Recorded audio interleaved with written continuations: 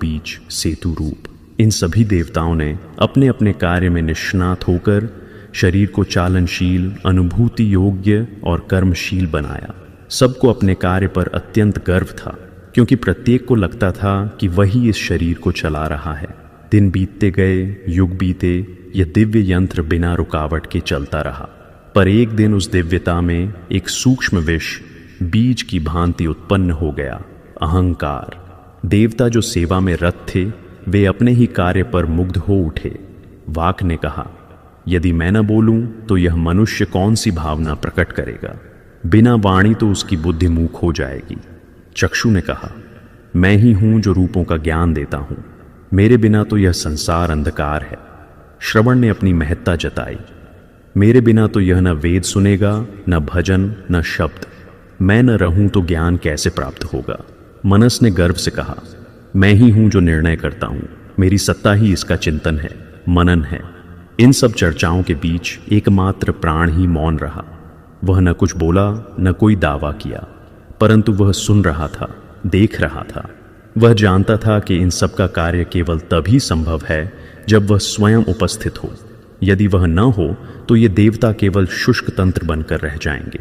और फिर एक दिन उसने एक निश्चय किया, इन सबको यह सिखाने का समय आ गया है कि जीवन का मूल क्या है, कौन है। एक शुभ क्षण में, जब सब कुछ सामान्य था, प्राण ने चुपचाप शरीर से बाहर निकलने का प्रयास आरंभ किया। जैसे ही वह बाहर निकलने लगा, सबसे पहले वाक मौन हो गई। मनुष्य की वाणी थम गई, जैसे गला रुंध गया हो। शब्द भीतर ही कहीं रुक गए। इसके बाद चक्षु अंधे हो गए, दृष्टि ने साथ छोड़ दिया और दृश्य अदृश्य का भेद मिट गया। श्रवण देवता स्तब्ध हो गए, ध्वनि सुनाई देना बंद हो गया, जैसे कान ने विश्व के साथ संबंध तोड़ लिया हो। मनस स्थिर हो गया, न कोई विचार, न कोई संकल्प। और फिर हाथ पैर, संपूर्ण शरीर जैसे निर्जीव हो गया। जीवन एक ठहरा हुआ जल बन गया, जिसमें न कोई लहर थी, न कोई गति।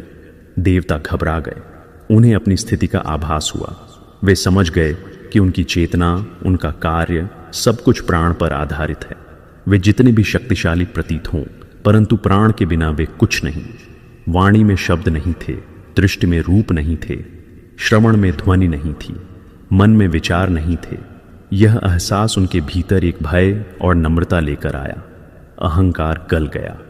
वे सभी दौड़ते हुए प्राण के पास पहुंचे।